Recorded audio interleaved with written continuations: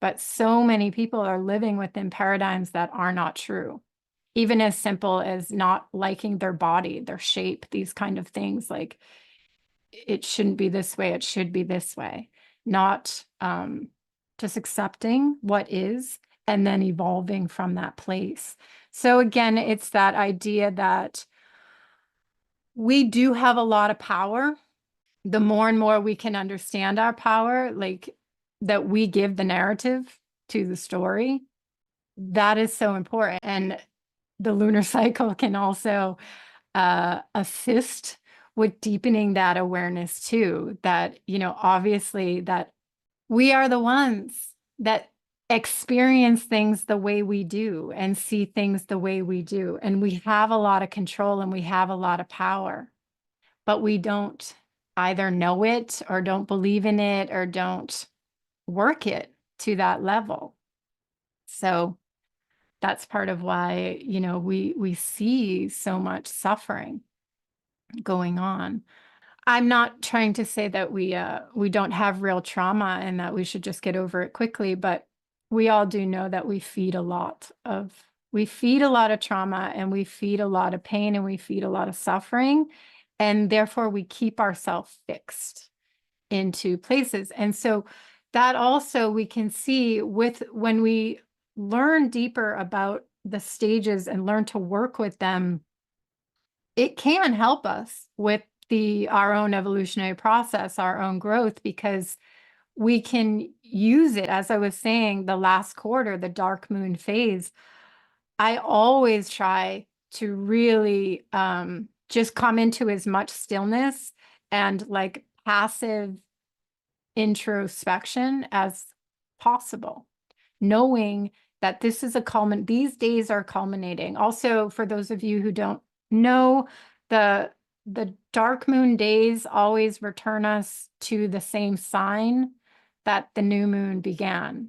So we have a new moon every cycle.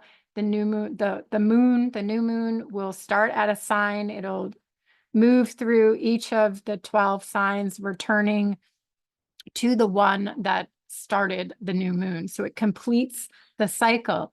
And we can see in that as we return to the same place, but it is not the same, it's the next tier of the spiral. And on the dark moon, it returns us back to Libra before it hops to the next sign for the next new moon. And so that's a completion of one entire cycle, returning us to the same place that we began. But on the next tier, there's no doubt about that. There's essentially no arguing that, because we have come through a journey of growth. We've come through a journey of experience. We have each experienced so much in a month's time.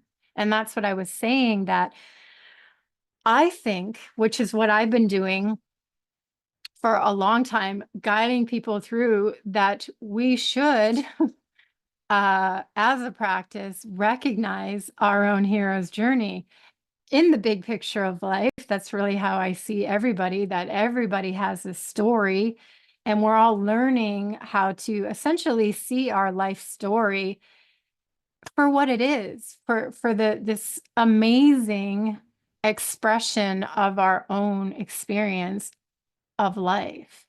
And that we know this as people. We come out on the other side of our tragedies, and we come out on the other side of our traumas and our pain, and we're thankful.